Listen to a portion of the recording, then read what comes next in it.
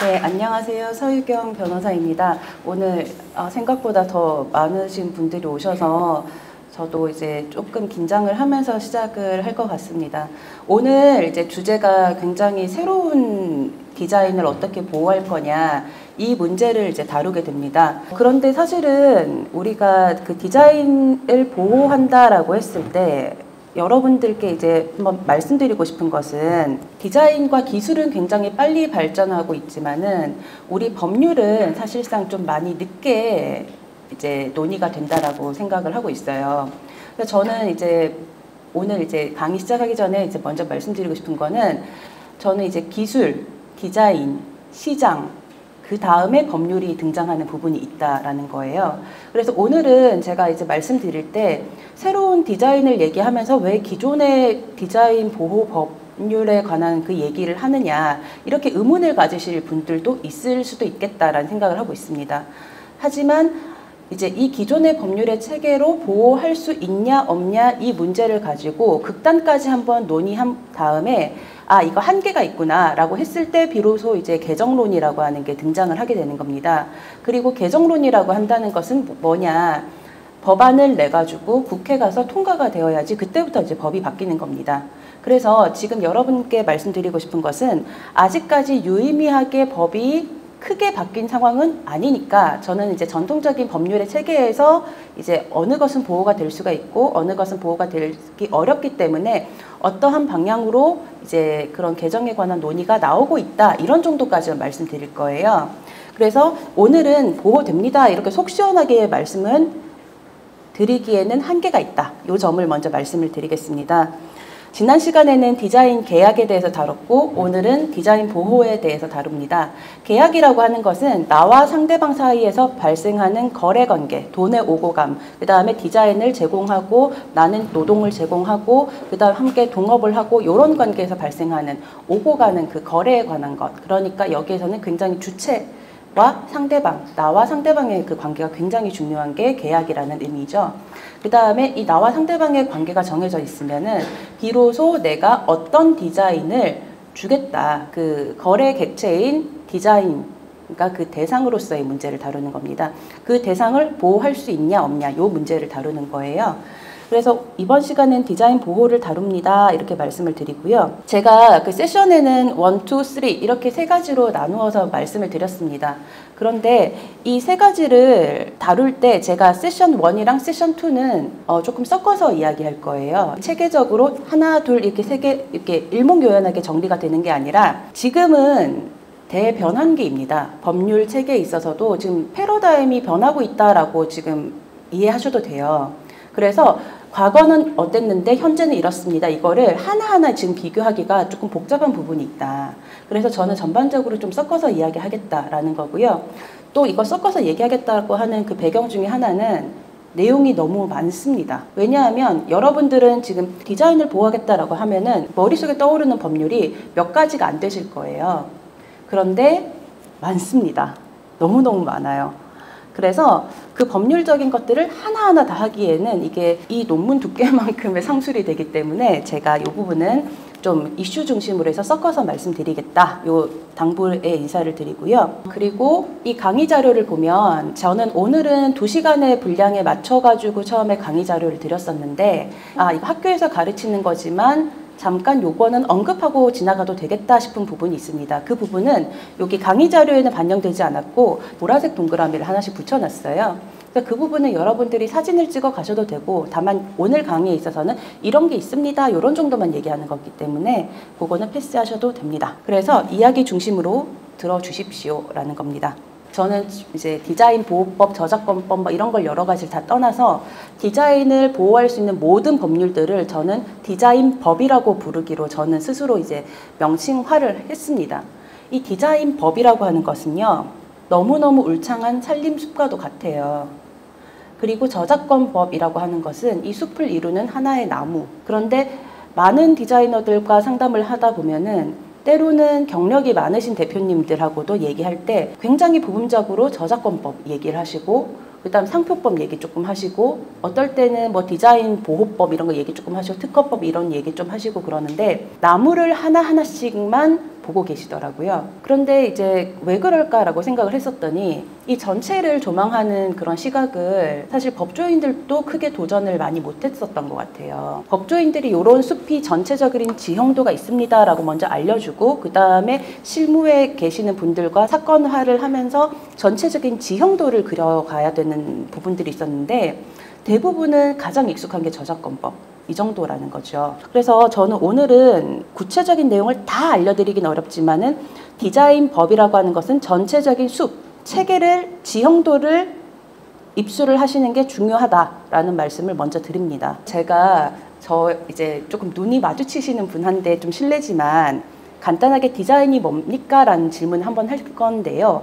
이렇게 방향을 이렇게 흘러가면서 이제 한 번씩 물어볼게요. 저도 아직까지 디자인이 뭔지 잘 모르겠거든요. 디자인이 도대체 뭘까요? 예, 어떠한 목적에 의한 조형적 시각화라고 말씀을 해주셨어요. 그리고 저도 그렇게 배워왔던 것 같아요.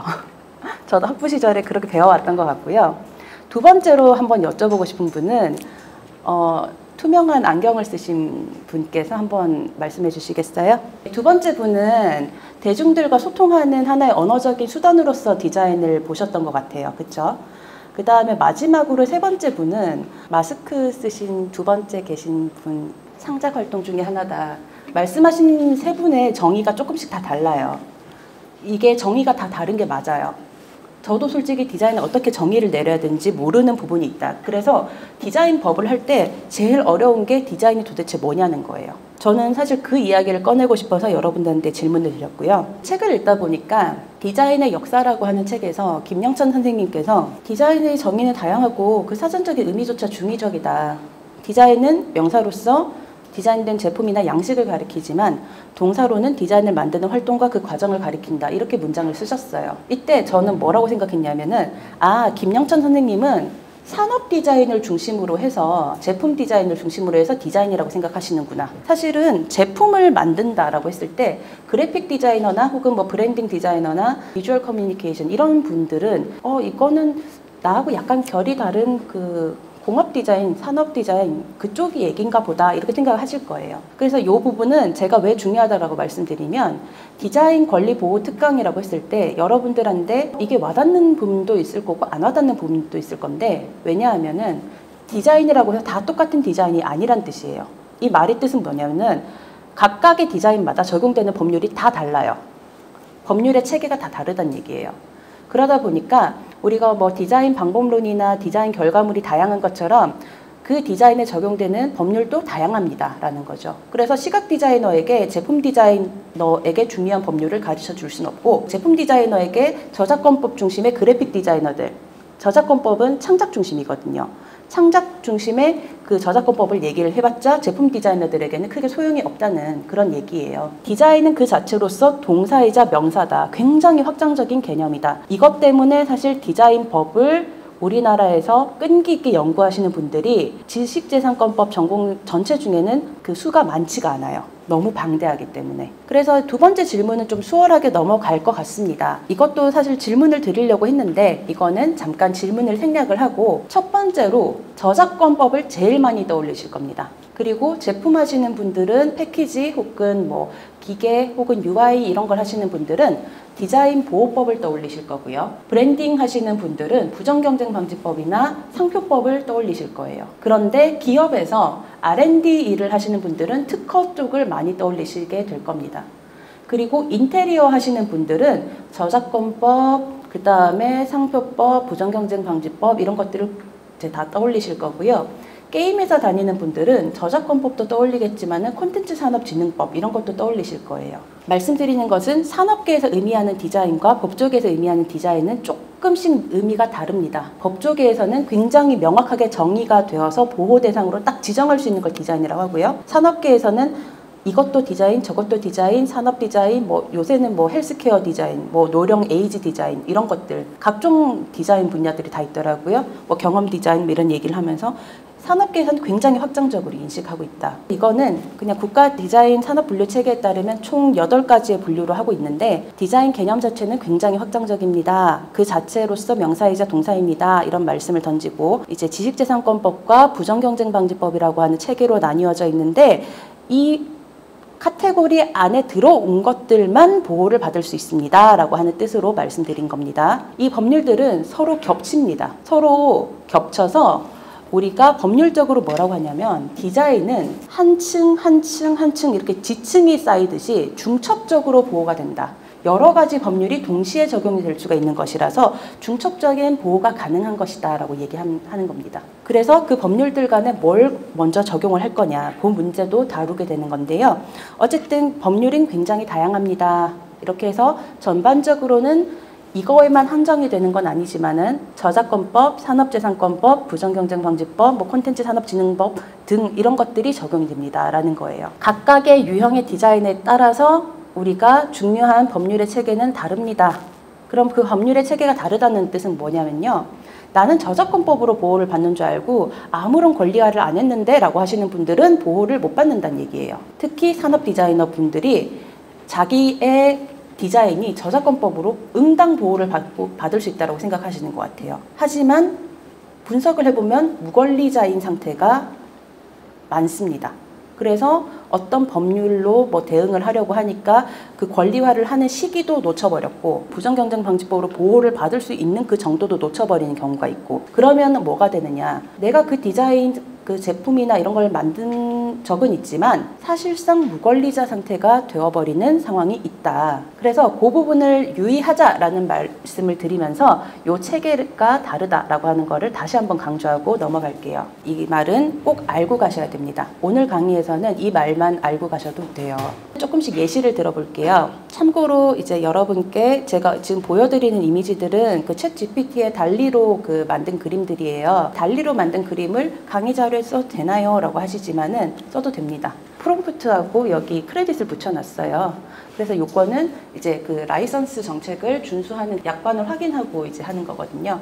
이런 식으로 크레딧을 붙여주고 내가 만든 게 아닙니다 라고 이렇게 표시를 하면은 인공지능이 만든 것도 사용은 할 수가 있습니다. 그래서 이제 각 디자인마다 어떤 것들이 적용이 됩니까? 이렇게 물어보면요. 첫 번째 산업 디자인, 그 다음 두 번째로 패션 디자인, 인테리어 디자인, 타이포그래픽 디자인, 그 다음에 그래픽 디자인, 캐릭터 디자인, 비디오 디자인 이런 거 기타 등등의 것들을 제가 일단 가지고 왔어요. 여기에만 한정되는 건 절대 아니다. 근데 이 체계를 일목요연하게 설명하는 게 굉장히 어렵긴 합니다. 그 어려운 거를 지금 여러분들과 함께 도전을 해보려고 합니다. 디자인을 다루는 법이 굉장히 제가 다양하다라고 말씀을 드렸잖아요. 그 중에서도 우리 법 체계가 바라보는 보호하는 법의 중심은 그야말로 디자인 보호법입니다. 디자인 보호법은 무엇을 디자인이라고 보기로 했느냐, 그야말로 산업 디자인을 디자인으로 보겠다라고 한 겁니다. 여기서는 그래픽 디자이너 분들이 조금 소외가 되시죠?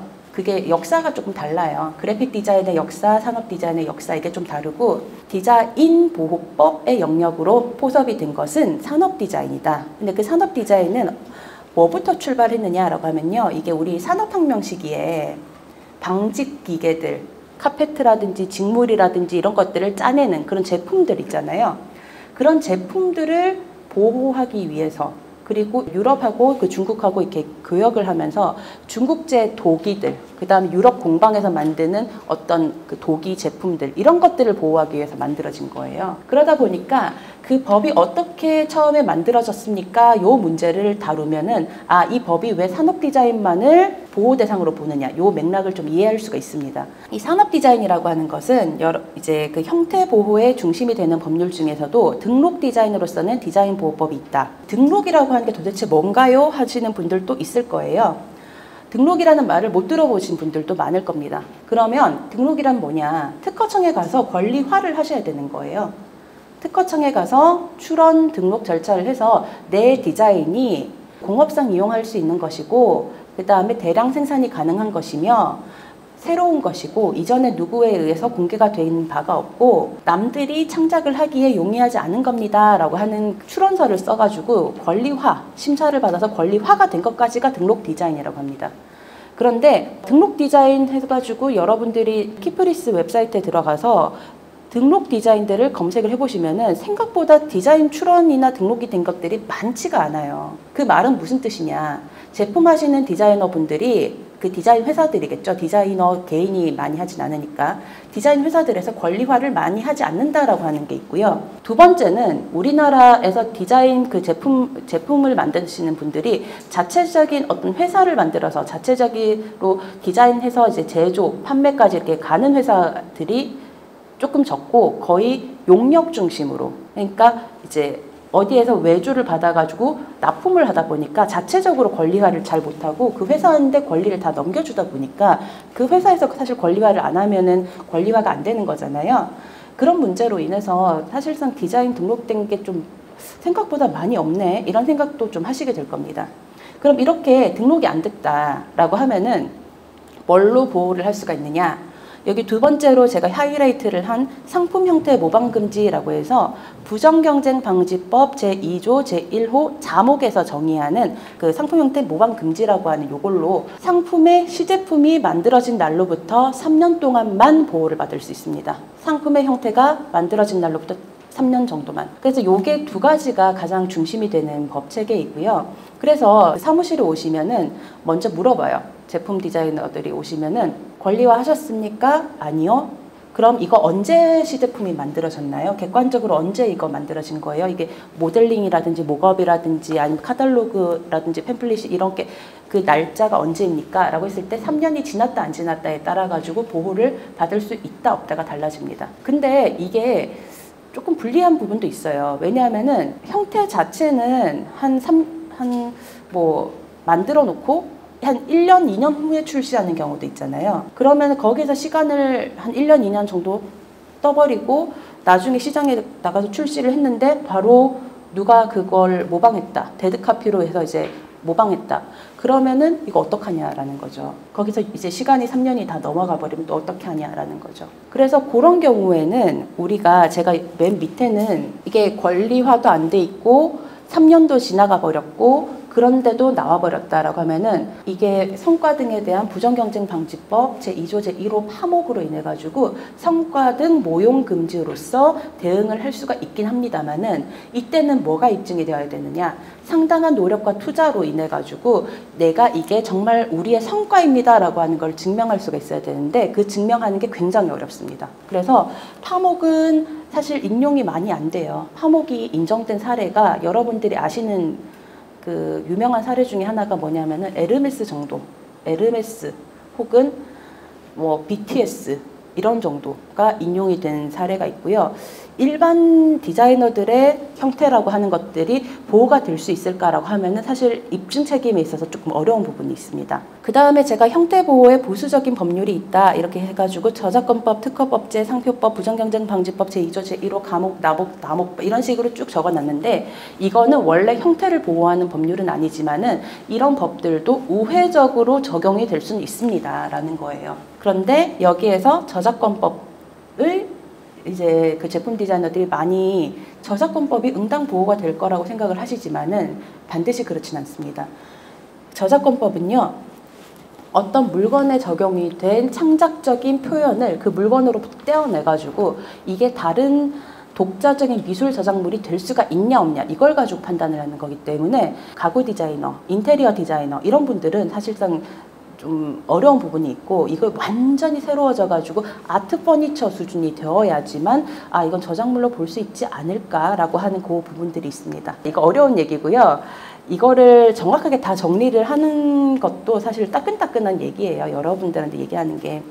이 비슷한 얘기고 패션 디자인은 인더스트리얼 디자인이랑 조금 비슷합니다. 왜냐하면 산업 디자인 얘기가 출발한 선이 옛날에 직물 디자인이었다고 말씀드렸잖아요. 우리 산업혁명 시기에. 산업혁명 시기에 직물 디자인, 텍스타일 디자인 요런 것들에서부터 시작을 해가지고 했기 때문에 원리는 비슷합니다. 라고 요 부분은 같이 맞춰서 갈 수가 있습니다. 라고 말씀드리고요. 인테리어 디자인, 여기가 난제예요. 인테리어 디자이너 분들과 이제 상담을 하다 보면은 디자이너 하시는 분들 중에 자체적으로 우리 인테리어를 해서 그냥 한번 만들고 도면 넘기고 시공시키고 그렇게 끝나는 게 아니라 이 컨셉이나 인테리어를 설계했었던 요 전체적인 도면에 대한 우리가 권리를 갖고 싶어요 하시는 분들도 있어요. 특히 이런 분들이 어떨 때 말씀을 하시냐면은 프랜차이즈 사업을 하는 어떤 그 기업으로부터 그 수주를 받아서 1호점, 2호점, 3호점 같은 것들을 설계를 해주시잖아요. 그럼 이게 4호점, 5호점 이렇게 쭉 갈 때 같은 컨셉으로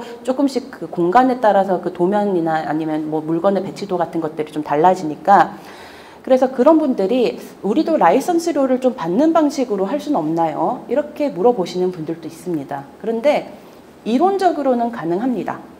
문제는 계약이죠. 왜냐하면 인테리어 디자이너 분들은 산업 디자인에서는 제가 디자인 보호법이 우선 적용됩니다 라고 말씀드렸지만은, 여기에는 저작권법이 먼저 적용이 됩니다. 저작권법의 가장 중요한 특징은 제가 중요한 말씀을 드릴 텐데, 창작과 동시에 권리가 발생합니다.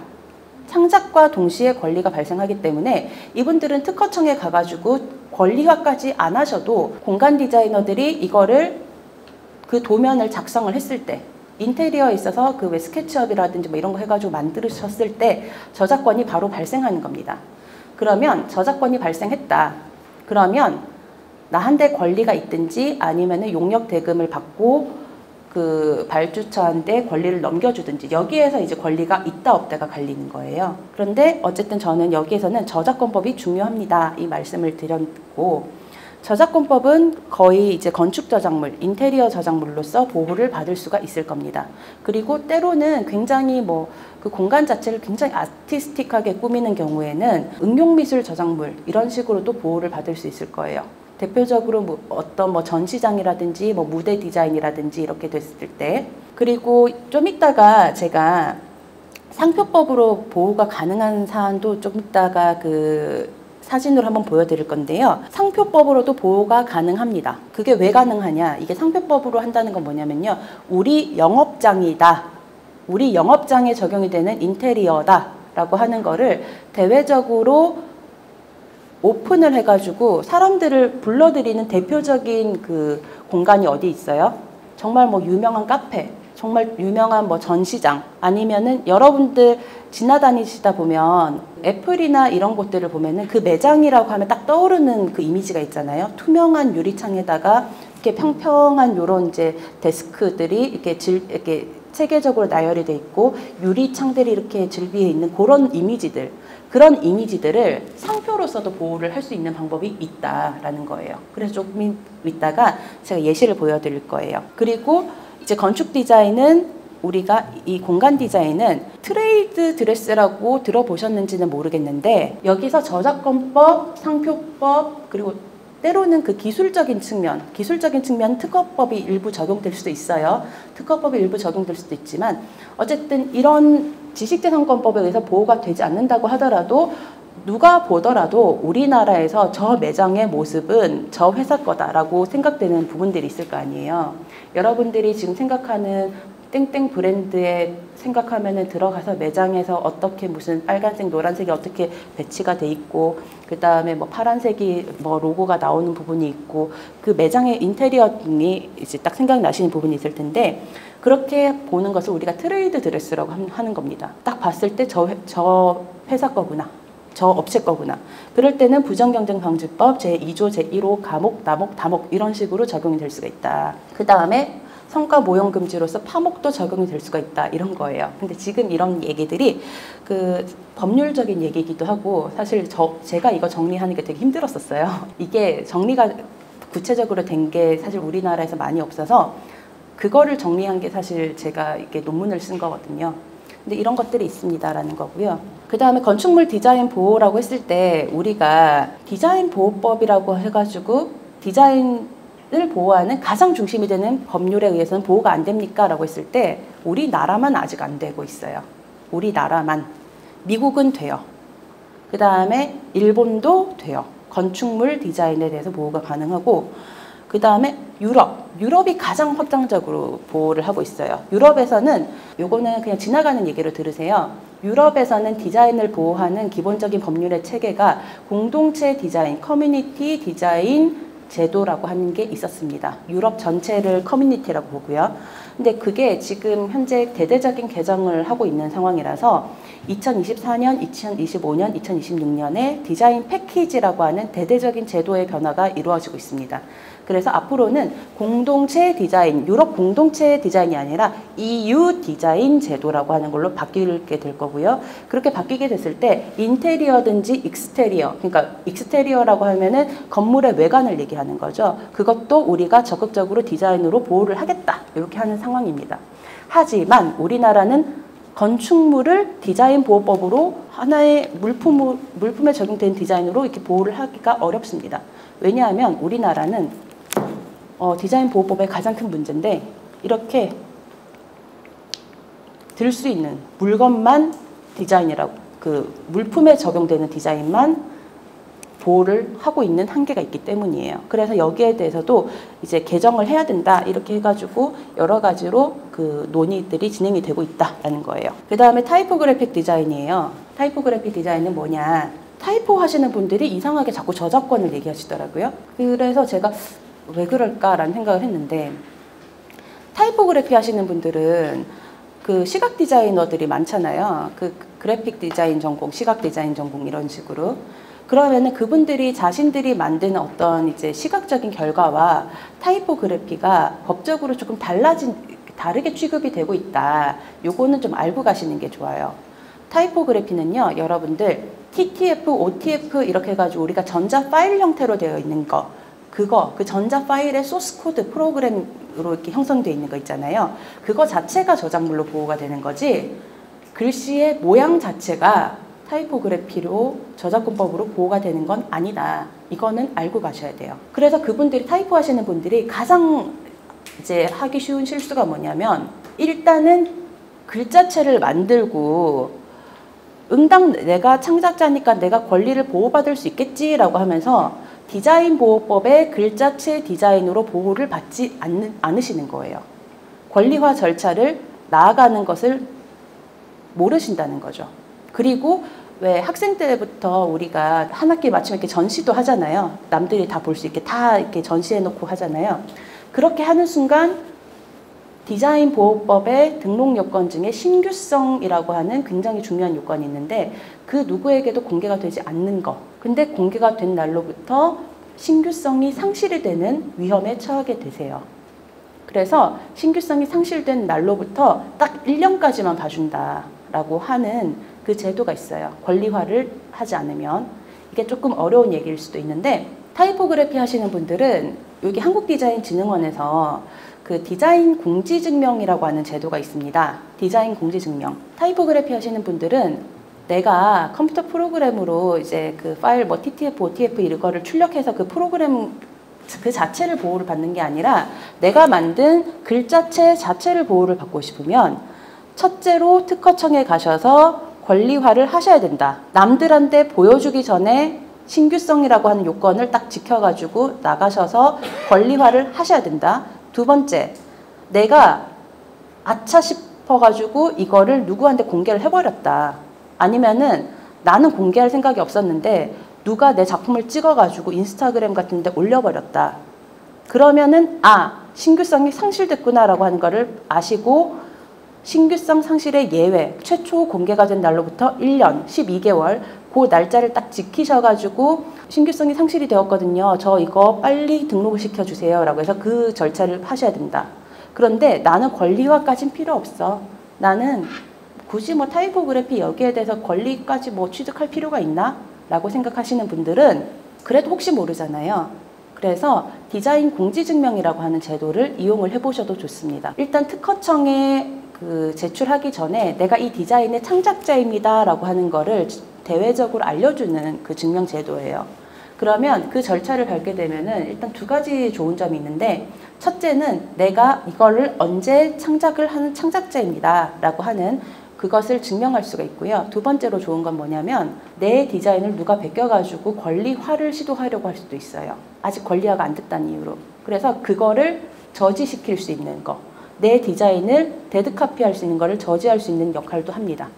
그래서 이것은 지금 제가 타이포그래피 디자이너님들한테 말씀드렸지만 앞서 말한 패션 디자인, 그 다음에 제품 디자이너 분들에게도 똑같이 적용되는 얘기입니다. 패키지 하시는 분들도 마찬가지고 어쨌든 이렇게 물리적으로 만져질 수 있는 디자인을 하시는 분들은 글자체 디자인과 마찬가지로 특허청에서 권리화를 했을 때 신규성 상실의 예외를 유의, 그 다음 만약에 그거를 권리를 놓쳐버리면은 조속하게 권리화를 하거나 아니면은 내가 권리화가 안 되니까 이거는 누가 베낄 수도 있는 거구나 라는 거를 염두에 두고 계셔야 됩니다. 그 다음에 그래픽 디자인 부분입니다. 그래픽 디자인은 굉장히 다양해요. 도형이나 로고나 이런 쪽으로 만드시는 분들도 계시고, 그 다음에 편집 디자인 쪽으로 가시는 분들도 계시고, 포스터나 아니면은 에디토리얼 그쪽으로 가시는 분들도 계시고, 아니면 UI, UX 쪽으로 가시는 분들도 계시고, 앱 아이콘 이런 걸 만드시는 분들도 계시고. 그런데 제가 이걸 하나하나 이렇게 열거를 하는 거는 뭐냐면요, 시각 디자인, 그래픽 디자인 분야에서도 이런 유형에 따라서 적용되는 법률이 하나씩 되게 굉장히 정교하게 달라요. 굉장히 복잡하긴 하지만 조금 인내심을 가지고 이렇게 살펴보면은 저작권법의 핵심은 창작이에요. 창작만으로 권리가 발생을 하는 게 저작권법의 핵심이다. 그런데 우리가 실질적으로 UI, UX, 아이폰, 아이패드, 갤럭시 이런 데 들어가는 UI 작업하시는 분들은 조금 달라요. 이분들은 저작권법의 적용을 받기보다는 디자인 보호법의 적용을 받게 될 가능성이 높습니다. 제가 왜 가능성이 높습니다 라고 하냐면요, 이것도 중첩이 될 수가 있어서 그래요. 저작권법도 적용될 수 있고 디자인 보호법도 적용될 수가 있고 이렇게 돼가지고. 그런데 이분들은 아이콘 같은 거나 이런 것들을 만드셨을 때 이거는 기기 조작성이 있다, 제품의 기능을 발휘하는 것이다, 이렇게 볼 때는 디자인 보호법의 화상 디자인이라고 하는 걸로 보호가 됩니다. 그래서 화상 디자인이라고 하면은 사실 여러분들한테 오늘 이제 말씀드릴 2부에서 말씀드릴 새로운 컴퓨터들이 생성하는 새로운 인공지능 이미지들과 관련된 것들로 좀 연결이 되는 부분이 있어요. 그래서 요거는 잠깐 언급만 하고 넘어가는 거고요. 그래픽 디자이너로서 만약에 그 상품이나 서비스의 브랜딩적인 요소는 어떻게 보호를 받나요? 라고 했을 때 상표법상 시각적인 기능을 갖춘 상표로서 도형 상표, 입체 상표, 홀로그램 상표 이런 걸로 보호를 받을 수가 있습니다. 그 다음에 기술적으로도 보호를 받을 수 있는 부분이 있는데 이거는 기능적 저작물이라 그래서 기술이 반영된 어떤 저작물일 경우에는 기능 쪽은 특허 쪽에서, 그 다음 표현된 거는 저작권 쪽에서 이렇게 보호를 하는데 이게 또 복잡해요. 캐릭터 디자인 이쪽도 더 복잡해요. 캐릭터 디자인은요, 일단 기본적으로 응용미술 저작물로 보호를 받을 수가 있지만 캐릭터 자체를 이렇게 우리가 보호를 한다라고 했을 때는 저는 사실상 다른 분들한테 뭘 먼저 추천을 해드리냐면 상표화를 좀 하세요. 캐릭터는 저작권법으로도 보호를 하는 게 좋긴 하지만 상표로서 보호를 해서 마치 우리가 아이가 태어나면 출생신고 해가지고 주민등록번호를 받는 것처럼 상표 등록번호를 하나 받으시는 게 가장 좋습니다. 이 얘기를 먼저 드려요. 왜 그러냐. 일단은 여러분들 키프리스라고 하는 웹사이트에 들어가셔가지고 나중에 관심 있으신 분들은 이 웹사이트에 들어가셔가지고 여러분들이 아는 캐릭터들 있잖아요. 예를 들면 우리가 카카오톡이나 이런 거 쓸 때 이모티콘에 들어가는 캐릭터들, 혹은 우리가 뽀로로 이런 친구들, 그런 친구들을 하나하나씩 검색을 해보면은 이 친구들이 하나하나 다 상표로 등록이 돼 있다라고 하는 걸 아실 수가 있는 겁니다. 이게 저작권으로 보호를 하는 거랑 상표권으로 보호하는 게 뭐가 달라요? 이렇게 물어보실 수가 있는데요. 저작권으로 보호를 하는 거는 여러분들의 생각만큼 보호가 쉽다라고 생각하실 수가 있지만 그렇지 않아요. 상표로 보호하는 게 훨씬 나아요. 왜냐하면 저작권으로서 그게 한다는 거는 우리가 동종 업계의 경쟁자들이 그 캐릭터들을 쓸 때, 그럴 때 캐릭터를 조금씩 바꾸잖아요. 색깔을 바꾼다든지 아니면 본질적인 것들을 좀 바꾼다든지, 그리고 우리가 실질적으로 동일한지 유사한지 이런 것들에 대해서 하나하나 이제 비교해서 분석해서 들어가긴 하는데, 저작권으로 먼저 대응을 하게 되면은 여러분들이 저작권 침해라고 해가지고 법적인 절차를 들어간다고 했을 때 사실상 저는 행사할 수 있는 수단이 조금 상표에 비해서는 좀 제한적인 부분이 있어요. 저작권으로서 먼저 대응할 수 있는 부분도 있긴 하지만은 특히 신인 작가들 같은 경우는 자기 캐릭터가 많이 알려지지 않은 경우들이 있어요. 그런 경우에는 사실상 대응하기가 좀 힘들어요. 왜? 저작권 침해 소송에서 가장 핵심은 얼마나 유사합니까? 얼마나 똑같습니까? 얼마나 비슷합니까? 이게 아니라 그래서 그 캐릭터를 봤어? 침해자라고 딱 지목된 사람이 그 디자인을 봤냐고, 그 캐릭터를 봤냐고, 이걸 증명하는 게 굉장히 좀 어려워요. 그런데 상표라고 하는 건요, 그걸 받는지 안 받는지 상관이 없어요. 나랑 동종업계 영업자가 그 캐릭터를 사용했으면 상표권 침해가 되는 거예요. 그 부분에 그 굉장히 특이한 차이점이 있거든요. 그래서 저는 오늘 여러분들이 조금 관심 있으면 이 웹사이트에 들어가셔가지고 내가 뭐 알고 있는 뭐 뽀로로 아니면 뭐 라이언 이런 친구들이 어떻게 등록번호가 붙여져 있는지 반드시 보셔라. 회사를 할 때 그냥 저작권만으로 보호를 받겠습니다라고 하는 경우보다는 상표로서 권리화를 하시는 게 훨씬 유리하다. 그리고 캐릭터 디자인은 이런 경우가 있어요. 여러 사람이 동시에 창작에 참여한 경우도 있긴 해요. 그런데 저작권법은 여러분들 이거는 조금 복잡한 얘기긴 하지만은 저작권법은 그 창작자가 누구인지 대외적으로 증명하는 게 좀 어려워요. 왜냐하면 한 사람, 두 사람, 세 사람이 그냥 같이 뭐 헤쳐 모여가지고 서로 이야기하면서 그림을 그렸는데 그게 뭐 곰돌이 모양이 돼가지고 하나의 캐릭터가 됐을 수도 있고 아니면 나 혼자서 그냥 나의 작업실에서 그 만들어가지고 곰돌이 캐릭터를 만들 수도 있고 이렇게 되는 거예요. 그런데 여기서 그러면 창작자가 도대체 누구냐? 한 명이냐, 두 명이냐, 세 명이냐 이걸 특정하는 게 되게 어렵거든요. 그런데 한 명이면은 내가 저작권자 한 명으로서 권리 행사를 할 수 있지만 세 명이면 세 명이 전원의 합의에 따라서 권리를 행사를 해야 돼요. 세 명이 전원의 합의에 따라서 권리를 행사를 해야 된다는 말은 뭐냐면은 저작자가 몇 명이냐에 따라 가지고 권리 행사를 하는 방법이 좀 달라진다는 뜻이에요. 그런데 상표권을 딱 등록을 해놓으면 상표권의 권리자가 누군지 명확하니까 그 사람이 권리를 행사하는데 명확하게 망설임 없이 권리를 행사할 수 있다는 그런 뜻이거든요. 그래서 이런 부분도 좀 차이점이 있어서 저는 중요한 시각적인 그래픽 요소는 여러분들 저작권으로만 보호를 받는다고 생각은 하시지 마시고 상표로서도 권리화를 충분히 하십시오. 이 말을 이제 해드리는 바입니다.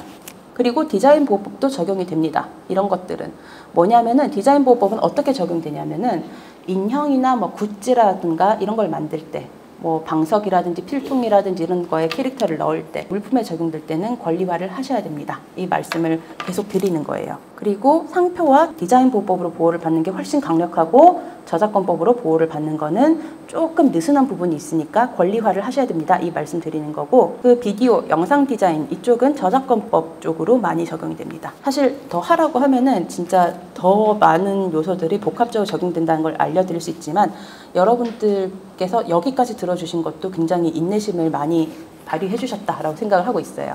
그래서 잠깐 제가 여기 지나가는 타이밍으로 말씀드릴게요. 우리가 시각적인 요소만 디자인으로 보는 게 아니라 전체적으로는 감각을 활용한 디자인을 종합적으로 하게 될 거예요. 그러다 보면은 우리가 공간에 대해서 눈으로 보이는 것뿐만 아니라 소리로 들리는 것, 그 다음에 냄새로 맡는 것, 맛으로 느껴지는 것, 그 다음에 이렇게 손으로 만져지는 것.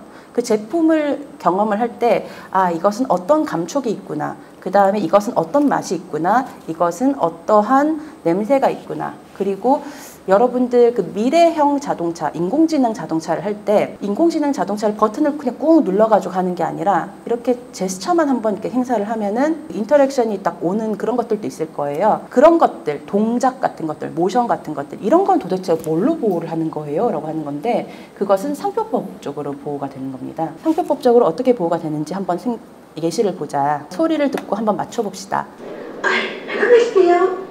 이거 누군지 아시죠? 여러분들. 상표라고 하는 건요. 이런 것들이 하나하나 다 상표로 등록이 돼 있어요. 여러분. 이게 누군지 아시죠? 유튜버의 그 꼰대이에요. 이건 핑크퐁이에요. 그리고 감기 조심하세요. 이런 것들. 이런 문구들이나 워딩이나 그 다음에 톤의 이게 소리의 억양이라든지 이런 것들은 동종업계에서 다른 사람이 쓸 수 없도록 오로지 나 혼자만 쓰겠다. 독점 배타적인 권리를 주장을 할 수 있는 권리가 바로 이거예요.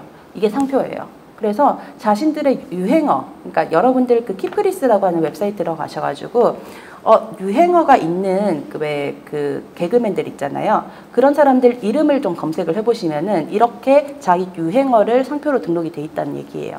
마찬가지로 어떤 전시장에 들어갔을 때 시각적인 요소에 맞게 어떤 냄새가 나오는 경우도 있어요. 향기. 이 공간에서 어떠한 향기가 나온다. 근데 그 향기가 너무 좋아요. 예를 들면 여러분들이 인식하고 계실지 모르겠지만 교보문고에 가면은 교보문고 특유의 책 냄새와 어우러지는 향이 있어요. 그런 경험적인 요소가 후각적인 요소도 상표로서 등록이 될 수가 있다는 뜻이에요.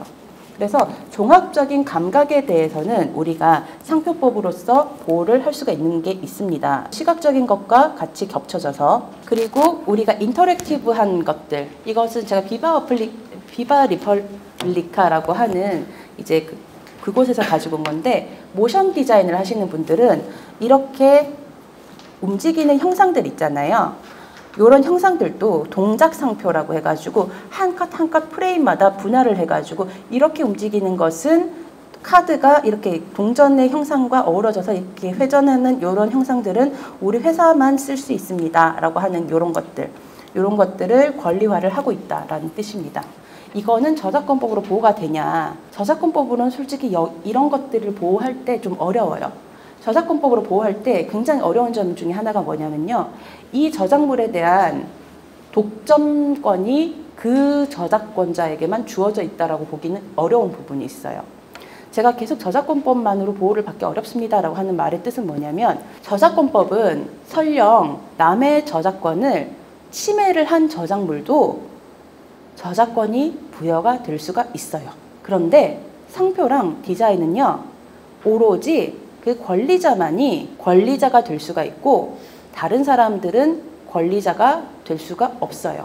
그래서 디자인과 상표로서 권리를 보호받는 게 제일 좋습니다 라고 말씀드린 것은 독점권과 배타권이 생기기 때문이에요. 그런데 저작물은요, 설령 남의 저작물을 침해를 했다라고 하더라도 약간의 창작성이 가미가 되면 침해는 했을지언정 독자적인 저작물로서는 보호를 받을 수가 있긴 합니다. 이게 굉장히 중요한 차이예요. 이게 무슨 뜻인지 정확하게 와닿지 않을 수도 있지만 디자인, 상표보다 좀 약한 권리다 라고 생각을 해주시면 좋아요. 근데 권리화를 많이 안 하시니까 대부분 저작권으로 이제 승부를 걸게 되죠. 그러면은 저작권은 좀 사건이 길어지는 부분도 있습니다. 그래서 저는 지금 일부에서는 굉장히 전통적인 얘기들만 이렇게 했고, 이거를 사실 정리를 하는 것도 저 개인 나름대로는 좀 힘들었습니다. 이게 박사 과정에서 계속 공부하면서 이 체계가 어떻게 되느냐, 이거를 연구하는 것도 좀 힘들었는데, 여러분들한테 알려드리고 싶은 거는 각 디자인 분야마다 권리화의 방식은 다릅니다. 이 말씀을 꼭 드리는 거고요. 자기 분야에 맞게 권리화를 하셔야 됩니다. 그래서 이 권리화를 하지 못하게 되면 어떻게 되는 거죠? 라고 하면요, 무권리자가 되는 거죠. 무권리자가 된다는 건 무슨 뜻이죠? 남이 내 거를 베껴도 퍼블릭 도메인의 영역에 있구나, 침해가 아니게 되는 상황이 발생할 수가 있다는 거예요. 그 부분을 여러분이 꼭 아셔주시면 좋고요. 그래서 많은 분들이 디자인 권리를 보호를 받고 싶다라고 말씀하시는데, 물어보죠. 보호를 받을 수 있는 권리가 있습니까? 라고 했을 때 권리 자체가 확인이 안 되는 경우들도 있다. 자신의 적합한 권리화를 하지 못한 경우도 있다. 난감한 순간이 뭐냐면 그거예요. 권리가 없는데 권리가 있다라고 생각하시는 분들. 이분들은 대부분 자기가 창작법의 적용, 그러니까 창작으로서 권리가 발생하는 저작권법의 적용을 받고 있다라고 생각하시는 경우들이 있고, 그리고 법적으로 권리를 보호를 받는 거랑 누가 내 걸 베꼈을 때 윤리적으로 비난할 수 있는 거랑 이게 다르다라고 하는 거를 정확하게 잘 모르시는 경우들도 있어요. 그럼 이런 분들이 어떤 선택을 많이 하시냐, 이거를 잘 감당을 하기 어려울 때 인스타그램이나 이런 곳에 보면은 누가 제 것을 베꼈습니다, 이런 포스팅 혹시 보신 적 있으신가요? 그런 방향으로 가버려요. 그러면 이거는 조금 무서운 얘기지만 여러분들도 조금 아시면 좋을 것 같아서, 이게 권리 침해인지 아닌지 정확하게 모르는 상황에서 누가 제 것을 베꼈습니다 라고 해서 여론전을 먼저 시작하시는 분들이 그 다음 단계로 당하는 문제가 뭐냐면 고소예요. 그거를 형사로 들어갔을 때, 업무 사례에 대한 그 관찰에 따르면 형사로 들어왔을 때는 사실상 뭐 명예훼손이나 업무방해나 이런 걸 했을 때 처벌까지 될까? 이런 거에 있어서는 좀 형사에서는 좀 이거를 너그럽게 봐주는 것 같아요. 왜냐하면은 창작자가 그렇게 생각할 수도 있겠지라는 그런 정도로 보시는 것 같아요. 그래서 형사에서 이런 것들이 조금 이제 너그럽게 봐주다 보니까 민사로 불법행위 손해배상 청구로 먼저 들어와요. 최근에는 그래요. 그러다 보면 어떻게 되느냐. 이게 게시물이 누가 퍼다 날랐냐, 누가 봤냐. 그리고 어떤 분들은 이제 이런 것들이 이제 계속 RT 같은 거 하시는 분들도 계시잖아요. 그러면은 그게 계속 RT가 돼가지고 다른 사람들이 얼마나 받느냐 이런 거에 따라 가지고 손해배상금 쪽으로 나오거든요. 그러면 이럴 때 판결문들을 이제 분석을 해보면 이런 말들이 좀 공통적으로 나오는 걸 아실 거예요. 법적으로 표절인지 아닌지, 침해인지 아닌지 법적인 절차를 밟아가지고 판단을 받을 수 있는 기회가 있었음에도 불구하고 사적인 제재로, 여러분들 사적 제재 요새 유명하죠. 사적인 제재로 나아가서 먼저 그 사람 명예나 창작자로서의 활동 같은 것들을 할 때 뭐 방해가 되었다라거나 이렇게 사회적인 공격을 먼저 개시한 행위로 판단이 될 수가 있어요. 그러니까 이게 민사랑 형사랑 이제 조금 다른 입장을 조금 받다 보니까 다 이제 뭐 요새 변호사님들이 거의 민사를 많이 권하세요. 그래서 이렇게 가면은 거의 판결의 경향이 그렇더라고요. 법적으로 정말 침해라고 생각했으면은 고소를 하든지 아니면 분쟁 조정의 절차를 걷든지 아니면은 당신한테 권리가 실제로 있으면 그 권리에 대해서 권리자로서 행사를 먼저 해야 되는 거지 왜 비방부터 하느냐 이렇게 가는 거예요. 그래서 이런 소송들이 비방금지의 명예훼손, 손해배상 이런 식으로 가게 되는 거고 이런 경우는 사적인 제재로 봐서 좀 인용이 되는 편인 것 같다. 이거는 요새 최근 트렌드가 그런 것 같다. 이런 정도만 말씀을 드리는 거예요. 그래서 권리화에 소극적이면서 보호만을 주장할 때는 사실상 조금 어려운 부분이 있어요. 그래서 제가 굉장히 장황하게 말씀드렸지만 전통적인 이슈로서 법적인 체계를 먼저 말씀드렸지만 창작만으로 권리가 발생하기도 하고 등록까지 해야지 권리가 발생하는 경우도 있다. 이런 경우도 있어요. 널리 알려져야만, 유명해져야만 권리가 발생하는 경우도 있고 알려지지 못해도 내가 만들었다라고 하는 사실 자체만으로도 보호를 받을 수 있는 경우도 있다. 근데 이거는 각각 적용되는 법률이 다르기 때문에 제가 이렇게 말씀드리는 거예요. 이렇게 저렇게 해서라도 안 될 경우에는 보충적 일반 조항으로 상당한 투자나 노력으로 만들어진 성과 등으로 보호를 받을 수 있는 경우도 있긴 한데 이건 아까 제가 말씀드렸어요. 에르메스 정도, 에르메스나 BTS 정도가 돼야지 인용이 되는 것 같아요. 그래서 이런 부분들은 이제 여러분들이 잘 보고 일단 권리화부터 해야 된다. 이 말씀 꼭 드리고 이거는 특강을 마치고 꼭 기억해야 될 사이트. 첫 번째 아까 전에 말씀드렸던 특허 정보 검색 서비스 키프리스라고 하는 웹사이트입니다. 키프리스에서 요거를 살펴보시면 여러분들이 알고 있는 산업재산권, 특허, 디자인, 실용신안, 상표에 대해서는 검색이 가능합니다. 부정경쟁이나 저작권 이쪽이랑은 관련이 없어요. 이거는 산업재산권이랑만 관련이 있는 거고요. 두 번째로 저작권법. 이거는 여러분들이 영상물 하시는 분들 아니면은 그래픽 하시는 분들이 쓰면 좋아요. 저작권 등록을 할 수 있는 사이트인데 등록된 저작물의 목록은 좀 확인할 수가 있는데 뭐가 정확하게 등록되어 있는지에 대해서 그 형태는 사실 이 사이트에서 확인하기 어려운 부분이 있습니다. 그래서 요거는 뭐 따로 뭐 이제 열람 절차 같은 걸 이렇게 밟아야 되는데 그게 조금 복잡하긴 해요. 그 다음에 한국디자인진흥원에서 이거는 제품 디자인, 그 다음에 UI 하시는 분들, 그 다음에 글자체 디자인 하시는 분들, 패션 디자인 하시는 분들, 제품이나 패키지 하시는 분들은 디자인 공제증명이라고 하는 제도 자체를 이용해서 나중에 권리화를 할 때 내가 창작자라고 하는 것을 일단 대외적으로 공지는 해놓고 그 다음에 권리화를 할 수 있는 시간 1년 정도 동안 내가 권리화를 할 건지 말 건지 요거를 판단하는 그 절차도 있습니다. 근데 내가 권리화가 되지 않을 거면은 내가 일단은 공지한 날로부터 내가 창작자이나 다른 사람이 내 작품을 가지고 권리화는 할 수 없게 하는 그 저지 방지 효과 정도는 있다. 이런 정도의 말씀을 드리는 거예요. 새 사이트 정도는 알아두시는 게 좋습니다. 오늘 여러분들한테 이제 여러 가지 그 디자인 법률들이 굉장히 복잡합니다라고 하는 주제로 첫 번째 일부를 말씀을 드렸고요. 디자인이라고 하는 걸 정의하기가 어려운 만큼 각각의 법률에 따라서 디자인이라고 하는 것이 굉장히 복합적으로 보호가 됩니다 라고 하는 말을 제가 말씀드렸어요. 그래서 때로는 이렇게 얘기하기도 합니다. 그 디자인을 너무 중복적으로 보호를 하다 보니까 법률적으로는 너무 중복적으로 보호하다 보니까 이게 너무 과잉 보호가 아니냐라고 하는 부분도 있어요. 이 말은 이제 법조계에서 하는 얘기고 정작 디자인 산업계에서는 디자인을 좀 더 보호를 해주세요 라고 하는 그런 주장들을 많이 하세요. 그런데 이제 법조계에서는 볼 때 어떤 난점이 있냐면 아니 지금도 이렇게 디자인을 보호하는 법률의 체계가 이렇게 복잡하고 복잡다단하고 사실 좀 중구난방이라고 하는 표현이 적절한지 모르겠지만 좀 중구난방인 부분도 있어요. 그러다 보니까 이게 또 정리가 안 되어 있는데 왜 또다시 보호를 더 깊게 해달라, 더 넓고 깊게 해달라고 그러느냐, 이런 이제 방어를 펼치기도 합니다. 그래서 이제 우리가 보면 이런 거죠. 디자인을 강하게 보호하고 좀 더 폭넓게 보호하고 새롭게 나오는 것들을 바로바로 보호할 수 있으면 참 권리자 입장에선 좋아요. 그리고 여러분들은 거의 대부분 창작자 입장이시기 때문에 내게 보호를 받을 수 있는, 내 창작물이 보호를 받을 수 있는 방법이 더 늘어날 수 있으니까 참 좋구나 라고 생각하실 수도 있어요. 근데 법조계에서 왜 이것을 과잉보호다, 중첩적인 보호를 넘어서서 과잉보호다, 그리고 새롭게 더 보호를 늘려가는 것에 대해서는 유보적인 입장을 보이고 있냐면, 내가 보호를 받는 만큼 내 옆에 있는 창작자가 침해자가 될 가능성이 높기 때문이에요. 권리를 강하게 보호하고 폭넓고 확장적으로 보호를 하게 되면 당장은 내가 폭넓게 보호를 받을 수 있는 것처럼 보이니까 좋아 보일 수도 있어요. 그런데 역으로 말하면 장기적으로 보면은 창작을 하면서도 내가 이게 표절인가 아닌가, 내가 받는지 안 받는지 상관도 없지만은 일단은 보호를 받는다라고 하는 것이 나도 모르는 사이에 갑자기 내가 표절을 했다라고 해가지고 누군가가 뭐 글을 올리진 않을까, 아니면은 누군가가 나는 레퍼런스로만 참고를 해서 영감을 받아서 창작을 했을 뿐인데 갑자기 내가 레퍼런스를 아예 베낀 거라고 누군가가 지적을 할 때 이런 위험들도 늘어난다는 얘기입니다.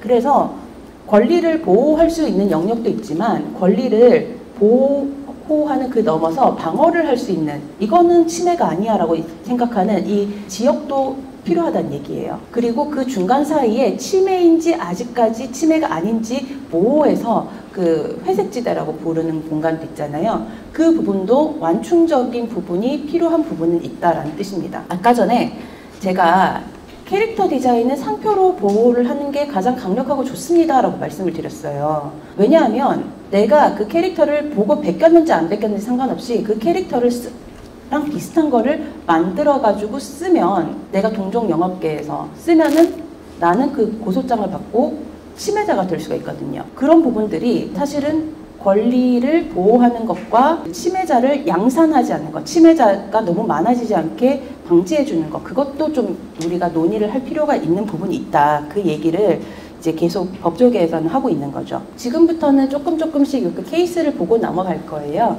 여러분들 수박바라고 하면 누구든지 다 알고 있어요. 수박바도 권리화가 되어 있습니다. 제가 86년생인데 제가 어릴 때도 수박바가 있었어요. 근데 수박바는 언제 권리화가, 상표권이 취득되어졌냐면 2014년? 2010년대 초반일 거예요. 그 전까지는 수박바는 상표권이 없었어요. 요거는 뭐냐면 수박바, 조스바, 그 다음 스크류바, 이런 것들. 여러분들 그 아까 알려드린 그 키프리스에 가시면요, 거기 가서 그 우리 파리바게뜨 이런 거 빵 같은 거 있잖아요. 그런 거 빵 같은 거 검색해 보셔도, 혹은 타르트 모양 이런 것들도 디자인으로 보호를 합니다. 그래서 그 빵 모양은 그 파리바게뜨만 쓸 수 있는 거예요. 그런 것처럼 롯데라고 하는 이 회사에서 수박바, 조스바, 그 다음에 수박바, 스크류바 이런 것들을, 이런 모양의 아이스크림은 오로지 우리 회사만 쓸 수가 있어. 누구도 사용하지 마. 알았든 몰랐든 간에 우리만 사용할 거야 라고 하는 게 독점 배타권을 얻기 위해서 이 수박바를 내놨는데요. 상표권의 장점은 이겁니다. 상표권은요,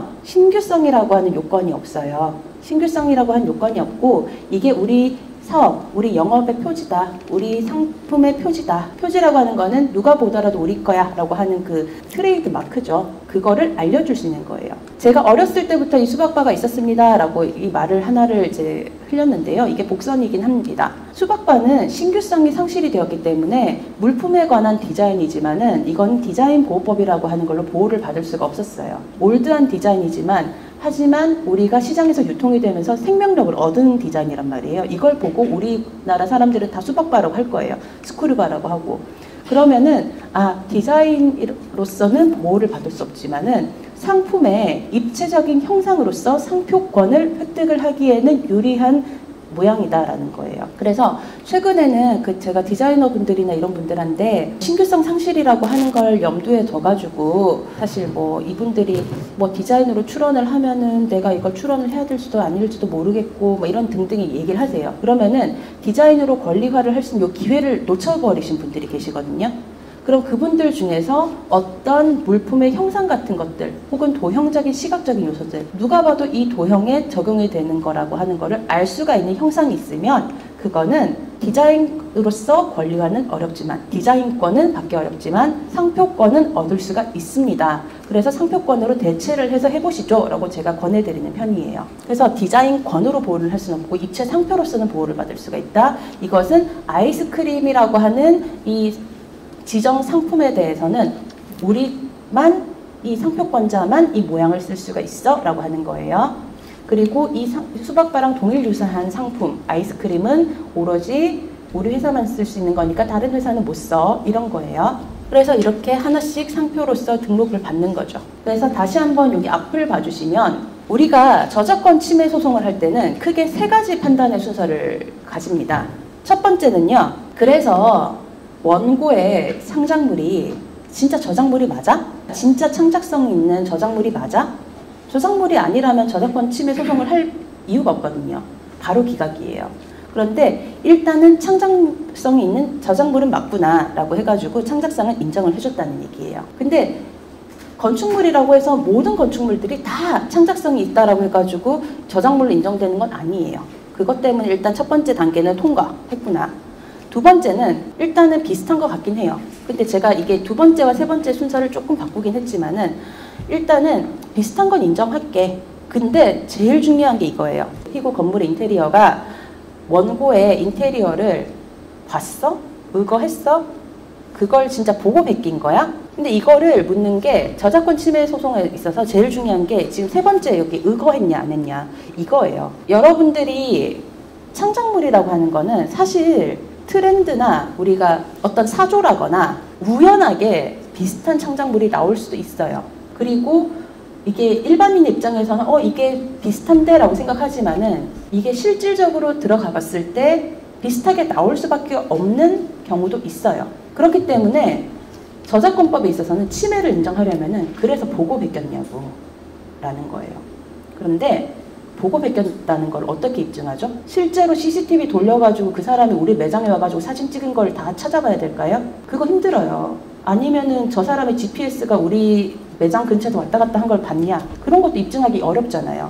그래서 보고 베꼈냐, 의거했냐 이걸 입증하기가 되게 힘들다는 거예요. 근데 이럴 때 이 저작물이 건축업계나 인테리어 업계에서 이게 정말 너무 유명하다. 그래서 안 볼래 안 볼 수가 없었다. 아니면은 어떤 어워드에서 상을 탔다. 아니면 어떤 매거진에 있어서 어떤 매거진의 잡지에 소개가 되었다. 이러면은 의거성이 인정될 수도 있긴 하겠구나 라고 하는 그 정도가 올라가는 거고 아니요 저 그때 잡지를 볼 수 있는 기회가 없었어요. 저는 해외에 나가 있어가지고 잡지 구독할 여력이 없었어요.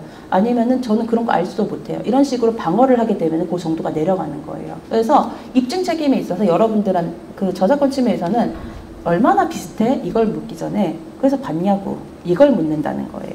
그러다 보니까 건축물 쪽에서는 이런 좀 유사하게 베끼는 그런 건물들이 많았다는 거예요. 그런 사례들이 있었지만은 서로 이제 저거 우리 건물 베낀 것 같은데 찝찝하게만 있다가 소송이 몇 차례가 된 게 있었어요. 근데 그거를 입증을 해가는 과정이 굉장히 어려웠다라는 거죠. 그래서 지금 테라로사 사건을 한번 언급을 하고 그 강의 자료로 넘어갈게요. 그 강릉의 테라로사가 보면 저도 이제 가보고 너무 좋았는데 테라로사가 인테리어가 너무너무 예뻐요. 저는 이제 전국 각지에 있는 그 테라로사를 방문하는 걸 너무너무 좋아하는데 부산 테라로사도 너무너무 예쁘고 강릉 테라로사도 너무너무 예쁘고 그래요.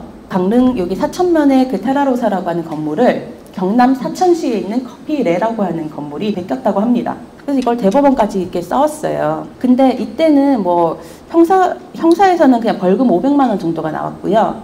500만 원이면은 그렇게 큰 액수는 아니죠. 이제 아까 전에 봤던 그 소송과 되게 비슷한 소송을 하셨는데 1번, 그러니까 창작성 있는 건물은 맞아. 비슷한 건 맞아. 그래서 봤냐고 이건 거예요. 그래서 그 건축주나 아니면 이 피고, 이 건축사가 실제로 그 테라로사에 올 수 있었냐 뭐 이런 것 등등 이런 것들 하나하나 입증을 해야 되는 과정을 거쳤단 말이에요. 근데 원고로서 이런 걸 입증을 하는 게 굉장히 힘들어요. 어려워요. 그러다 보니까 이게 저작물로서 보호를 하는 것은 좀 어려운 부분이 있구나 라는 점들을 조금 생각을 하신 것 같아요. 그러다 보니까 이런 인테리어 도면 같은 거를 입체 상표로서 이렇게 등록을 하셨더라고요. 이렇게 입체 상표로 등록을 하면 어떤 장점이 있냐? 봤어?